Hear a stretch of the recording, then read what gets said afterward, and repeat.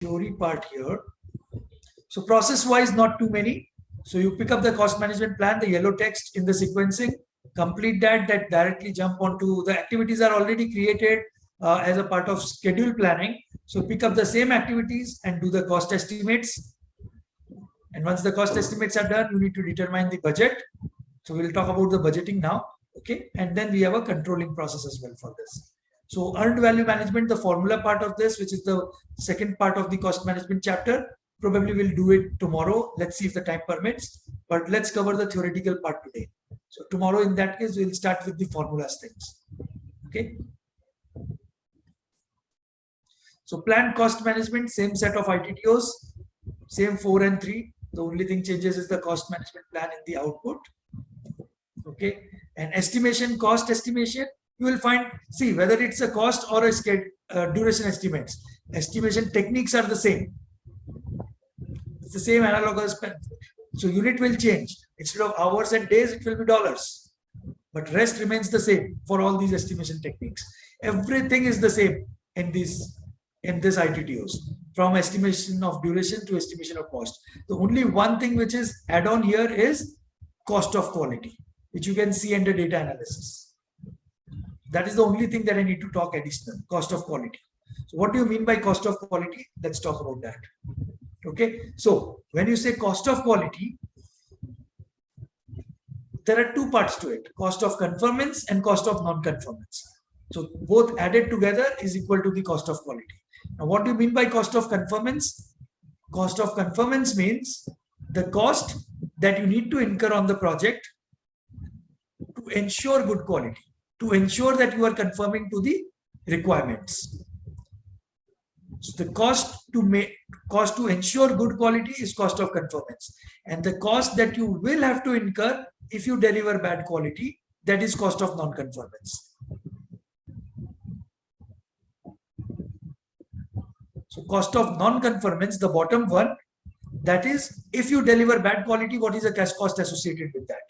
Warranty support, rework, scrap, brand image erosion, loss of businesses. There are a lot of intangible losses that can be going there, right? That's why Six Sigma becomes very popular, because financial models considers a lot of non-tangible losses as well.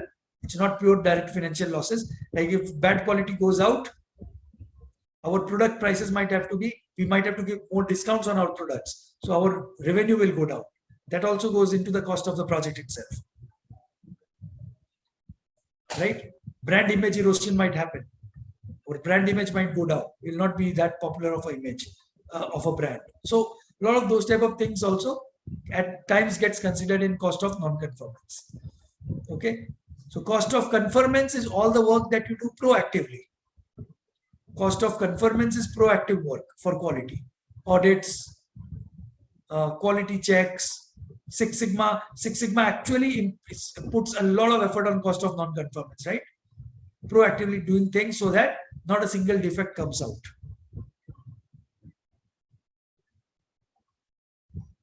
Okay. Why do you people spend money on training the employees? So that once a trained employee works, issues of quality related issues will come down substantially, right? They invest money on training of their employees to avoid quality glitches. That's also a cost of conformance. Okay.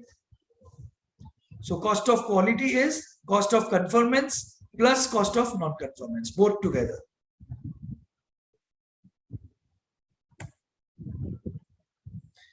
We have already talked about all these estimation techniques and all in our previous chapter, so I'm skipping it here. Okay. This is a comparison of all the different estimation techniques in terms of which is more accurate, which is more expensive, which is more time consuming, and whether these are used for high level estimates or detailed estimates, right? Low level estimates which are used means they are more accurate. Rough estimates are high level estimates. Okay. And then next we will talk about how to calculate budget based on all these activity estimates. So remember the WBS hierarchy that was created, right? How the WBS was created? You decomposed broke down the scope into smaller pieces of work, right? Now here it's exactly reverse. So let's talk about the budget, then we'll come to the ITTs. Okay, so here what you do is you start at the activity level. Okay, let me go to the whiteboard to explain that.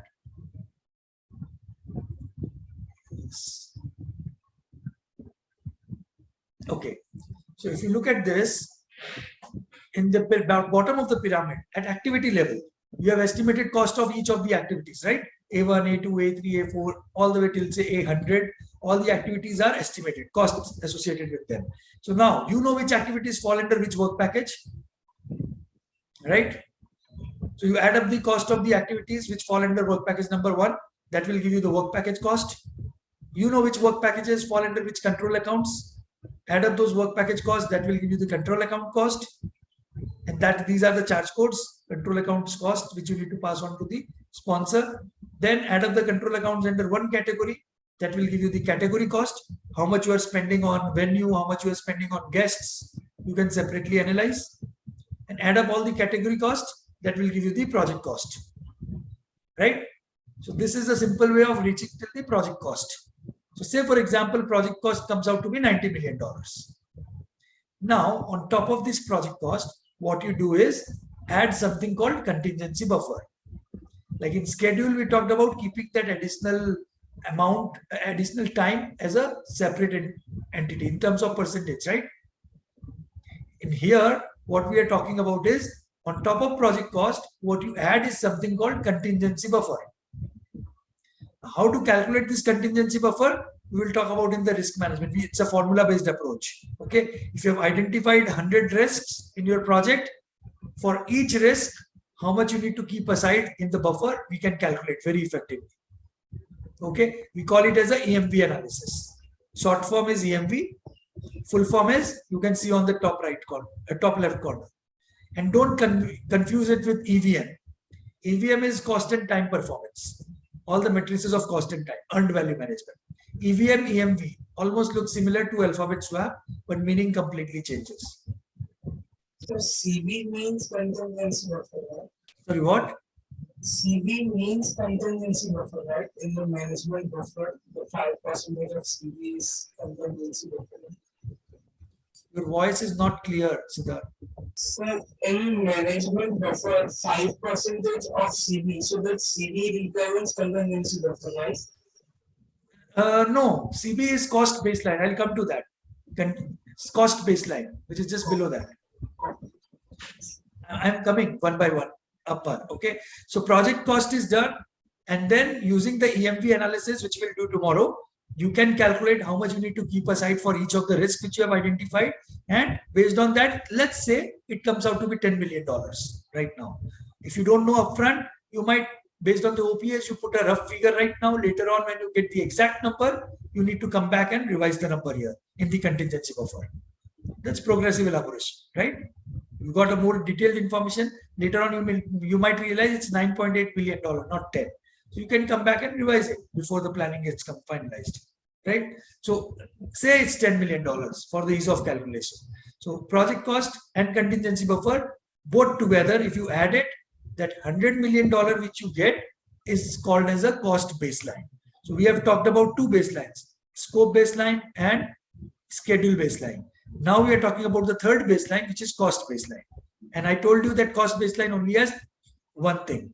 3, 2, 1. That's how it was, right? 3 things in scope, 2 things in schedule, and 1 thing in cost. So the cost baseline actually is just a number, a dollar amount, which you can see here, right? Project cost plus contingency buffer gives you cost baseline, a dollar amount. But normally in the cost baseline folder, this whole budget document, which you are calculating right now, this budget document, which has 3 parts, is what you can see here is just one part of it. So all the 3 parts, the complete budget document is what you put it normally in the cost baseline folder. But if you look at cost baseline, it's purely just a number.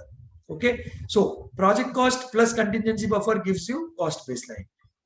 Now, on top of cost baseline, if you see, there is an additional buffer, which is management buffer. And now this is also buffer. So I told you buffer means risk. We have already calculated for contingency. All the risk that you have identified, for that you have already calculated the contingency buffer. But still you are adding another buffer on top of the cost baseline, which is management buffer. How is it different? Contingency buffer, see the left side. Contingency buffer is a separate amount kept aside for those risks which you have identified and for which you have a plan and action plan and amount separated out. Management buffer are those risks, is the buffer for those risks which normally your management will not allow you to consider as a risk. Like say for example, you come to me and say, Arvind, I want you to identify 5 risks. Believe me, if you give me a free hand, I can say, sir, I don't even have to put in effort. Note down. Terrorist attack can be a risk. Famine could be a risk. Floods could be a risk. Cyclone could be a risk. Earthquake could be a risk. What do you think? Will you allow these things? Will you keep aside, block the money for these type of things in your project? Any of these natural calamities or terrorist attacks or these type of things, will you ever keep aside anything in your projects? It's a lot of money, right? If you keep aside. So normally what happens is management says, or even PMI says, is that it's a foolish thing to block so much money because they rarely happen, right? Yeah, if you go into a cyclone prone area, right, say in coastal areas. In coastal areas, if you say cyclone is a risk, might be acceptable. That might be accepted as a contingency buffer. But if you talk about like the places where never ever in the last 50 years ever a cyclone has hit, if you say cyclone is a risk, who will consider it? Nobody will want that to be defined as a risk, right? So management will say it will be foolish to block the money right now. So what they say is, what PMI says is, just block additional 5% of the cost baseline.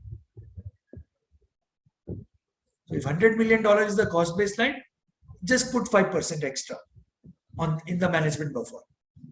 If you have seen the contracts, in contract there is a clause for force majeure, M-A-J-E-U-R-E. J is silent. It's a Mexican term.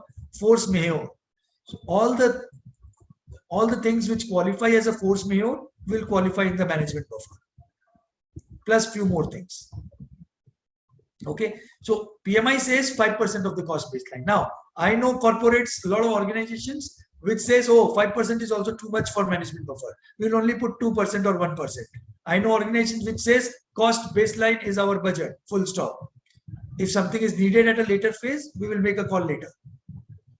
There are organizations like that as well.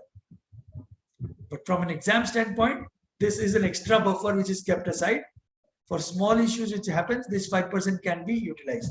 Now, I have seen organizations who have blocked more than 5% as well, 7-8% also in management buffer. You know why?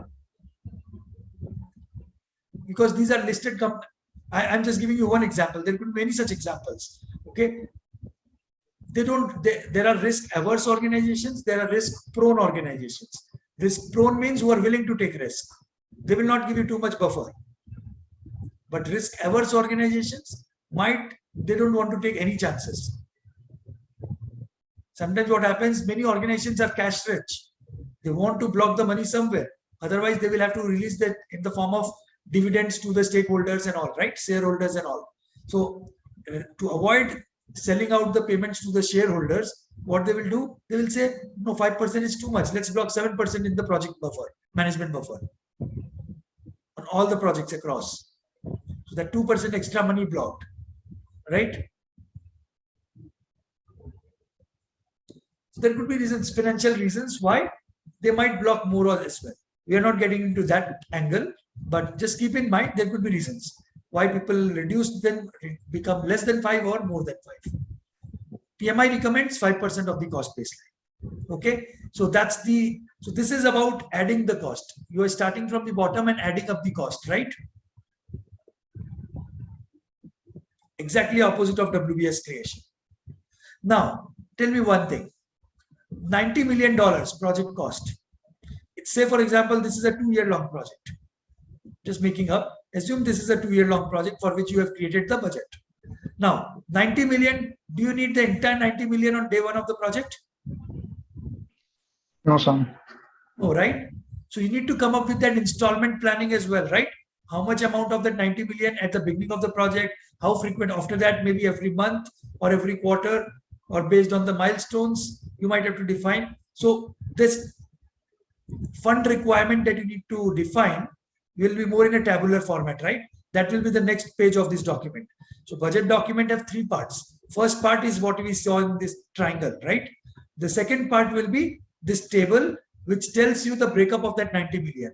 How much out of that 90 million you want in the beginning, then how much as you proceed in the project. You will need to link the amounts at regular intervals or with the milestones to be achieved. So this installment breakup of this $90 million payout to the project, that is what management is actually more interested in, because it's not like they have $90 million cash available in their bank. They just have to give it to you. It's not like that. They also need to know from each and every project under them. The portfolio wants to know for all my projects, what are the project needs? How much I need to keep the cash in the month of January, how much I need to arrange for the cash in the month of February, March. So the same thing the portfolio will be asking from each and every project, right? Accordingly, he has to make sure the cash flow is available to the projects. So this installment that you need to define is the second part of the budget document. And then the third part is the $10 million breakup, contingency buffer. Even that $10 million also, they don't want to give you upfront, right? Do you think all the $10 million you will end up needing? That is for all the 100 risks. Do you think all the 100 risks will happen? No. No, right? So there also they don't see, management knows it very well. Once the money gone out, will never come back. So the project will have reasons where the money was used up, right? So they never want to give you the money till you show the proof that a risk happened and a part of the money was used up. So third part of the budget document will talk about the contingency buffer installments. At the beginning of the project, I need $500,000. When I'm only left with $10,000, I need to ask for another $500,000. So these will be a couple of bullet points instructing how the contingency buffer needs to be released.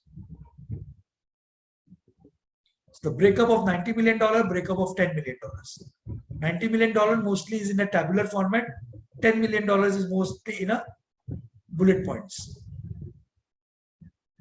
That's what I have seen. Not saying that's the only way to do. Okay.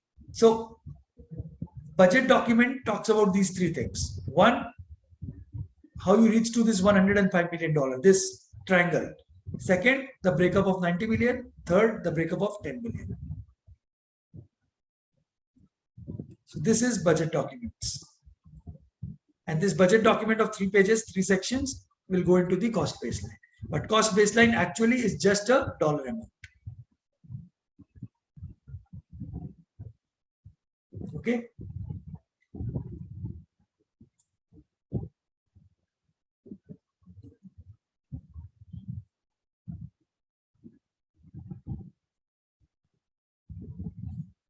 Okay.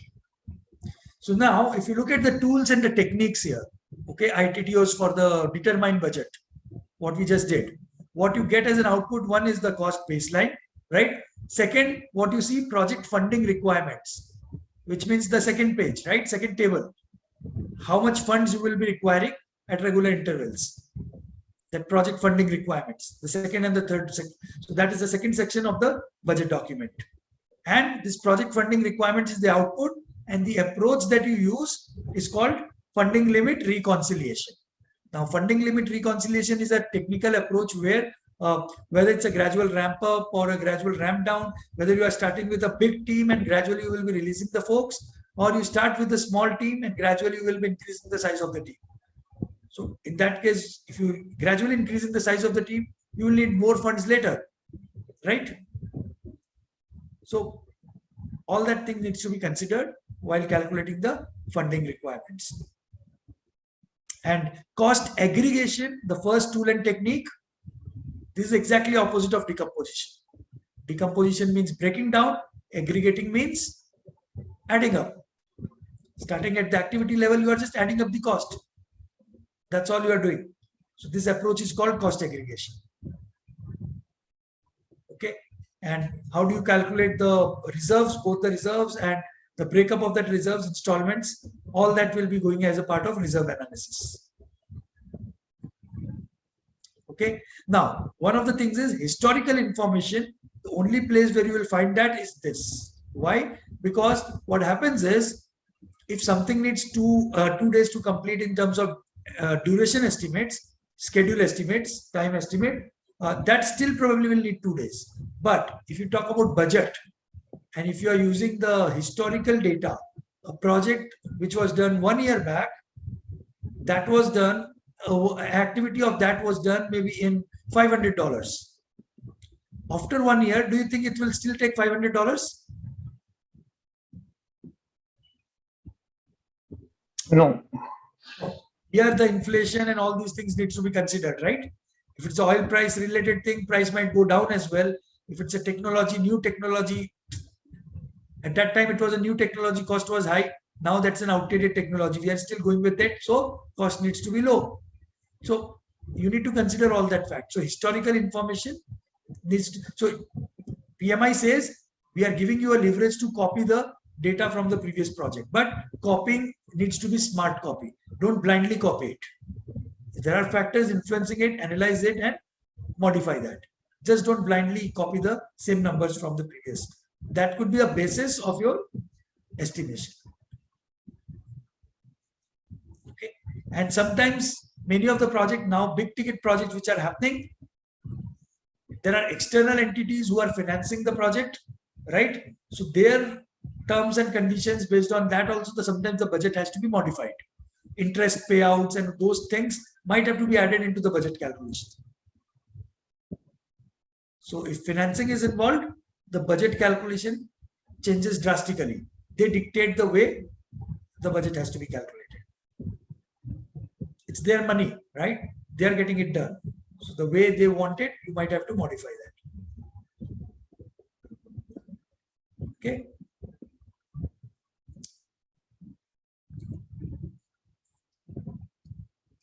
So we talked about that high level of ROM and detailed ROM, right? Minus 25 to plus 25 is from charter till planning.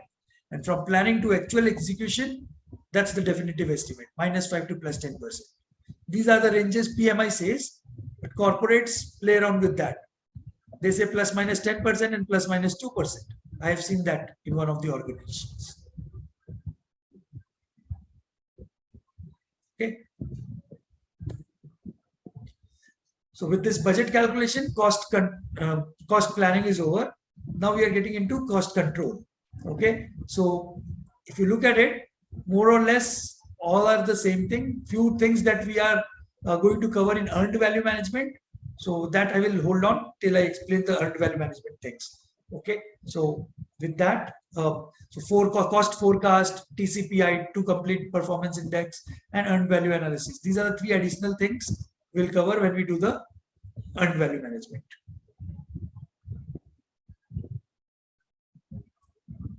Okay. So now the only thing left in the cost management chapter is the earned value management thing. So I'm just going to the whiteboard to explain you that.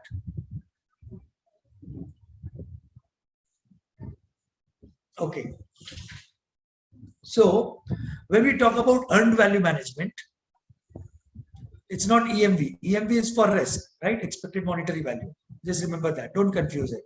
So when we say earned value management, think about, I'm just creating a project, and in that project's context, we will be talking about all the matrices and everything, the reporting and everything. Okay. So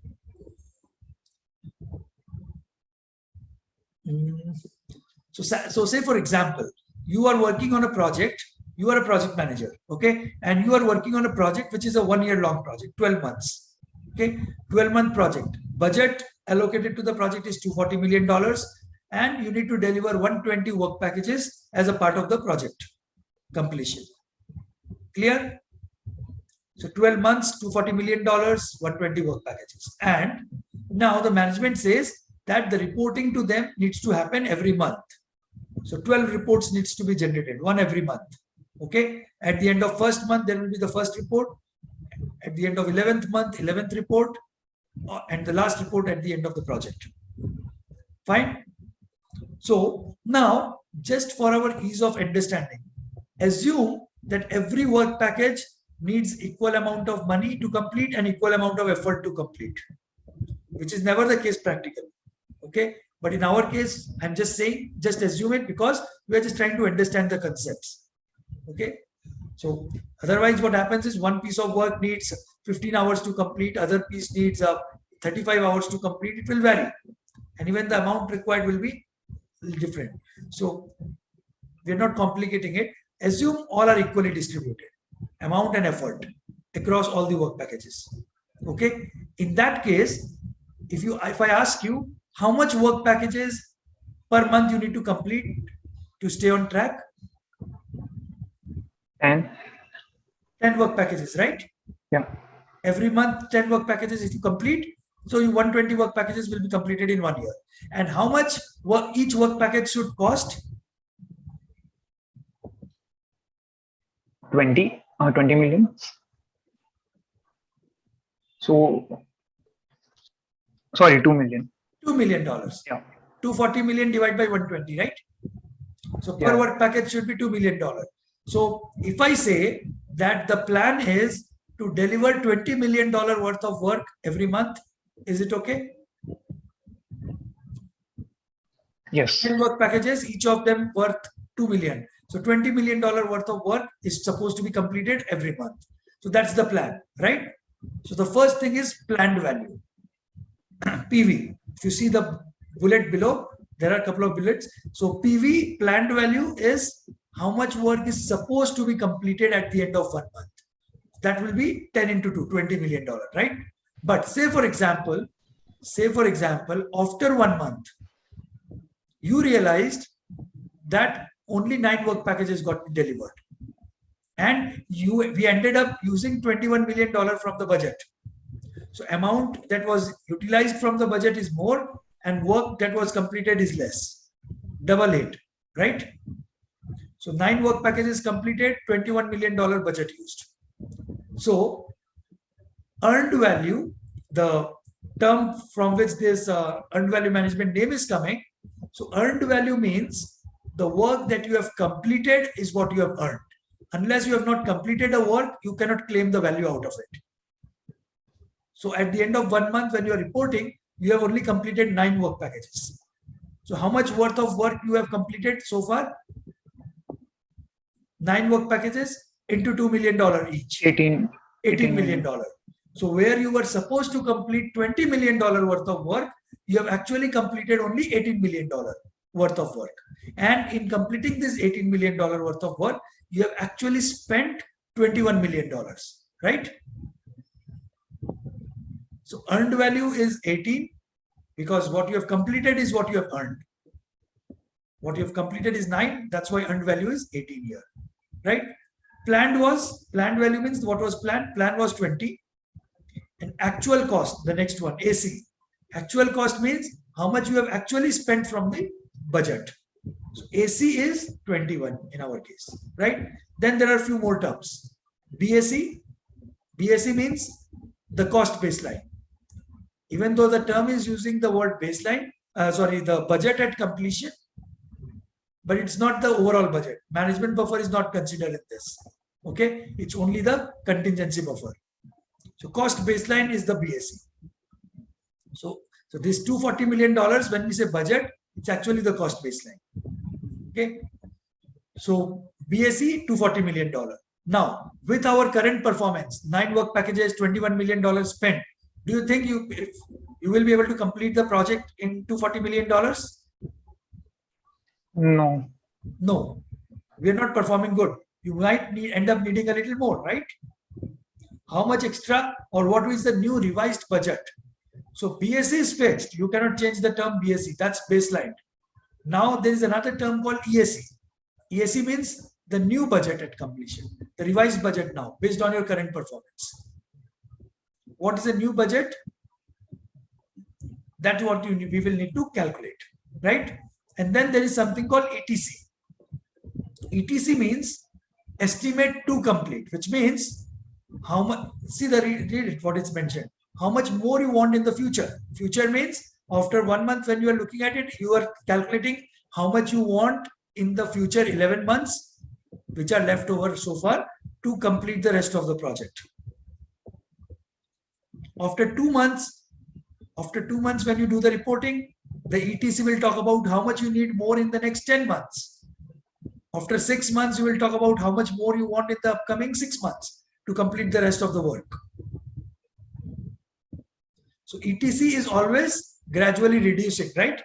Because as the time is going, you are completing the work, the amount required will be less, gradually reduced. The target is by the project gets over in 12 months, ETC comes down to 0, right? So ETC is how much more you want for the future, in the future. And EAC is the overall project budget, how is it changing? So in first month you underperformed, so EAC increased. Say for example, it became 260, 240 to 260 because of your current 1 month performance. But in the second month, you outperformed. The team did very well and they covered the lost ground. Because of which 260 came back to 240. Right? You are back on track. So 260 became 240. So now EAC and BAC are both equal. Very much possible. But for that you need to outperform. So EAC will keep on changing month on month based on your performance, right? If you do good performance, it will reduce. If you do bad performance, it will, you means you and your team. If the team does good performance, EAC will decrease. If your team does bad performance, EAC will increase. Right now the performance is bad after 1 month. So it has to be more than 240, right? Now how to calculate? There are 2 ways of calculating EAC. Okay. One, so if you look at the one standard formula, it is, what is EAC? EAC is total of 2 things. One, what you have spent in the first month plus how much you need more in the 11 months in the future. Your past and the future. After 2 months, you will talk about how much you have spent in the first 2 months and how much you want more in the upcoming 10 months. 2 plus 10, 3 plus 9. It will keep on going that way, right? AC will keep on increasing, ETC will keep on decreasing. But total of these 2 together is the EAC anytime. Now, at the end of 1 month, you have spent $21 million, right? All money gone is gone. Whatever you already spent, you can't do anything about it. So AC is a fixed number. But ETC will vary based on how you calculate ETC. So how you calculate ETC means there could be 2 scenarios for ETC now. One, is the current performance going to continue for the rest 11 months? Answer is yes or no. If you feel that yes, this is the newfound performance, our planning was not correct, and with this performance we will be actually doing the rest of the project in the rest of the 11 months, then what will be the ETC? You can calculate. And second scenario will be, oh no, this underperformance was a one time. Maybe this was a Christmas week and a New Year week. A lot of people went on unplanned leaves, right? So a lot of people went on unplanned leaves. That's why. But in January onwards, we will be back to normal. Our original plan will continue. Whether in the future original plan will continue or the newfound plan will continue, the ETC calculation will vary, right? So if you see, if new plan, so how much work is left?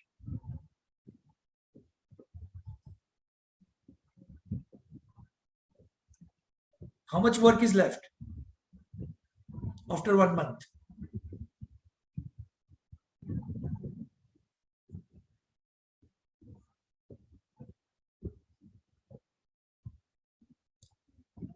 We have just completed what? 111 packages. 111, right? We have just completed 9 work packages. We have just completed 9. So out of 120, 111 work packages has to be completed in 11 months. So 111 work packages is still to be worked upon. And if the original plan continues, what was the cost performance which we anticipated originally? How much it will take per work package? 21. Initial plan was how much you will spend per work package. Cost performance was what? $2 million per work package, right? So in $2 million per work package, you will complete the work package, each of the work packages. That was the original cost performance plan. So for 111, if the original plan continues, you will need 111 into 2. Going forward, you will still need $2 million per work package, right? If the original plan continues. Now, if you feel the newfound performance, cost performance, with that you will continue the rest of the project. Then what is a newfound cost performance? You have completed what? 9 work packages at a cost of $21 million. The new cost performance is 21 by 9. It's a little more than 2, right? 2.33, I think. So it's 21 by 9 per work package, right? So if the original plan continues, it will be 111 into 21 by 9. If original plan continues, it will be 111 into 2. This is a simple way of looking at the calculations. Now, in the exam, you don't have to do any binary calculations like this. We have proven direct formulas which you can apply, but you need to understand these matrices. That's why we talked about these binary calculations. Okay. So, if you talk about these terminologies, EV, PV, ACs and all, management is not interested in these terms. What they will be talking to you is the CPI of the project, the SPI of the project. So full form, what do you think is a full form for CPI? Anyone wants to try?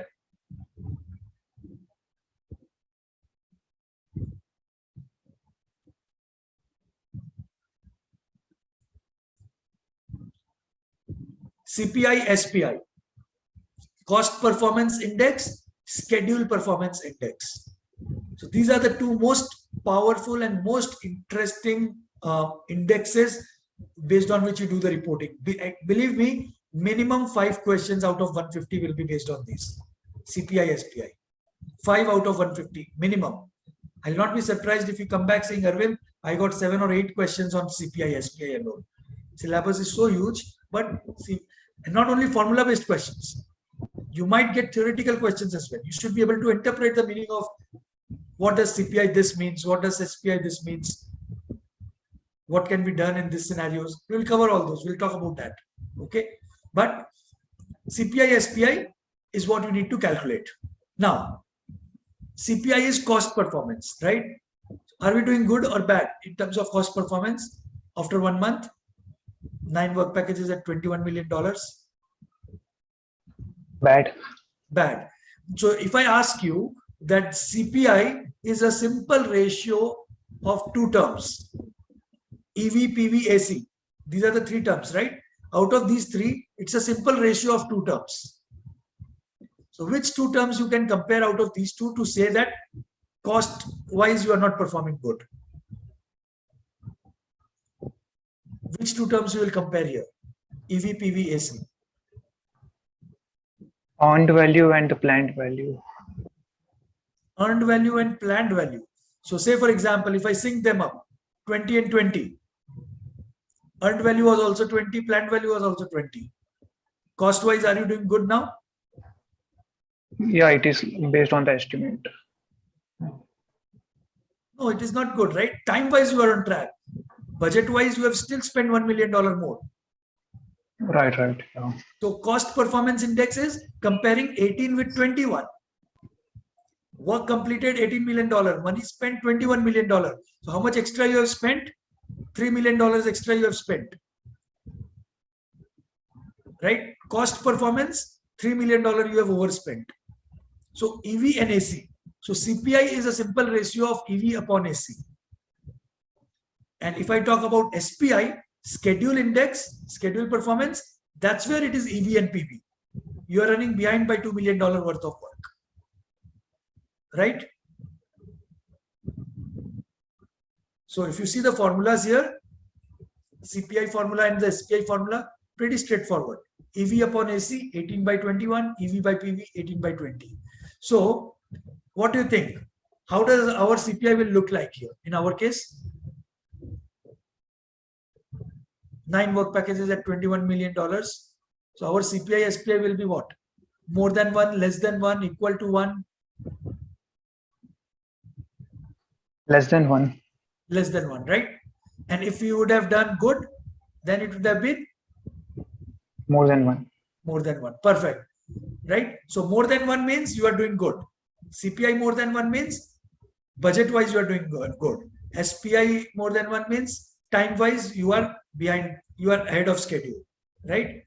And the same thing, if it's less, it means you're not doing good on those front. Equal to 1 means you are just on track.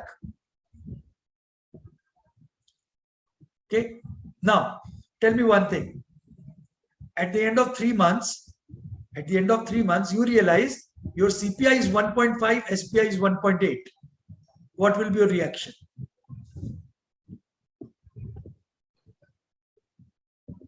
We are doing good then. So you'll be happy? Yeah. Believe me, you should be really very worried. Why? CPI very high means if I am a management, you come to me saying, Arvind, our CPI is 1.5, team is doing an outstanding job. My first question will be 1.5. 1.5 means 50% more work done. If SPI is 1.5, 50% means, were your estimations right? Are you trying to cheat us by overestimating first and then telling us that we did an outstanding job? Our money got blocked for 1 year. You could have estimated less and you could have utilized that money in many other projects, right? It's not like suddenly a ghost went inside your team and they did 50% more work, right? Think about it. There has to be a valid reason why suddenly CPI, SPI can shoot up to 1.2. Forget 1.5. 1.5 will be blunder if you give that number to them. It has to be in an acceptable range. You cannot fluctuate beyond that either side. So what should be that acceptable range? See the third bullet point. Plus minus 5%.